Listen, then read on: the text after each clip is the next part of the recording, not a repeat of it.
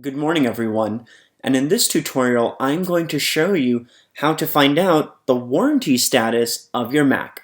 You don't have to go on the browser and do anything. This feature is actually built directly into the Mac, and you can check the status of your warranty literally within a few seconds.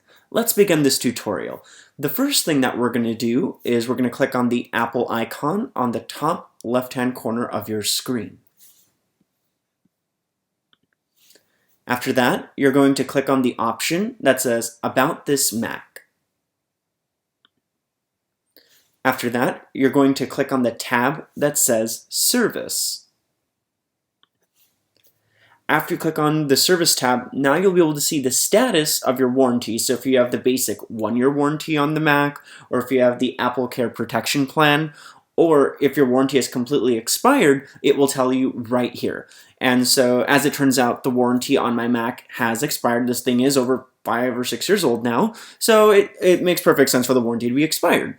But this is how you can check and see if the warranty on your Mac has expired. If you have found this tutorial to be helpful, please rate, comment, and subscribe. Have a good day.